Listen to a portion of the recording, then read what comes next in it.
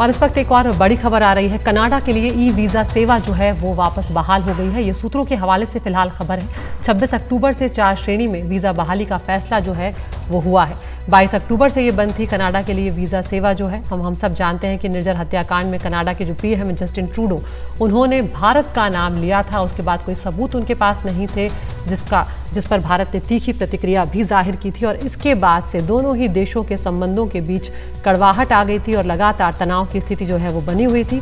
बावजूद उसके कनाडा की तरफ से लगातार ऐसे बयान दिए जा रहे थे जो गैर जिम्मेदाराना थे। तो जो राजनयिक गतिरोध है वो यहाँ पर कुछ अब नर्म पड़ता हुआ नजर आ रहा है और जो ई वीज़ा सेवा है वो बहाल हो गई है कनाडा के लिए।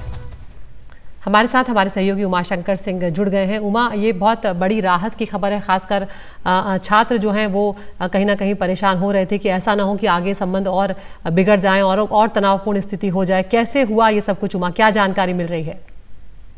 देखिए, जब से निज्जर हत्याकांड में भारत के ऊपर उंगली उठाई थी कनाडा के प्रधानमंत्री जस्टिन ट्रूडो ने, उसके बाद जो राजनयिक संबंधों में तनाव आया, जिसमें कि कनाडा ने पहले भारत के एक राजनयिक को निकाला, उसके बाद भारत ने कनाडा के एक राजनयिक को निकाला और उसके बाद पैरिटी की मांग करते हुए 41 कनाडाई राजनयिकों को अपने देश वापस जाने को कहा।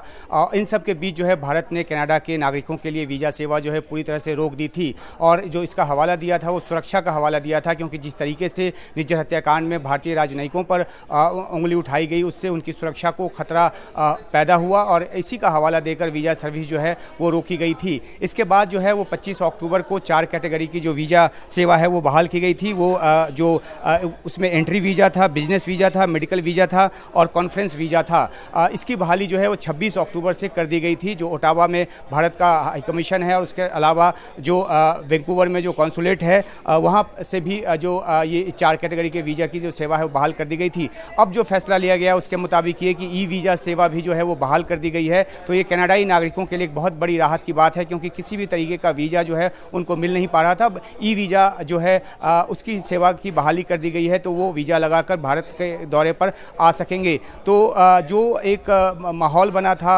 असुरक्षा का, वो अभी भी वहाँ पर है और लगातार भारत कनाडा के सरकार से ये मांग करता रहा है कि राजनयिकों की सुरक्षा सुनिश्चित की जाए और ख़ासतौर पर उन तत्वों पर कार्रवाई की जाए जो भारत विरोधी गतिविधियों को वहाँ पर अंजाम देते हैं और भारत विरोधी भावनाओं को भड़काते हैं। लेकिन कनाडा की तरफ से उन तत्वों पे अभी तक कोई कार्रवाई नहीं हुई है।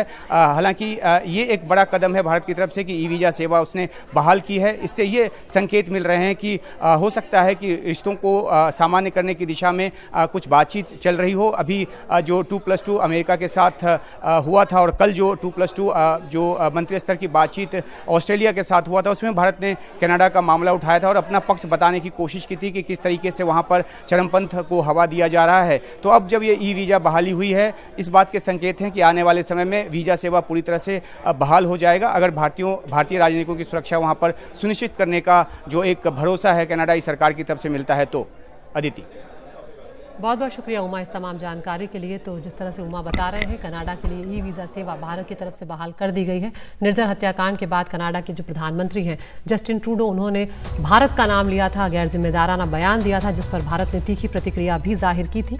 लेकिन अब यहाँ पर भारत ने एक कदम आगे बढ़ाया है और रिश्तों में तनाव को कम करने के लिए ये कदम बेहद महत्वपूर्ण माना जा रहा है।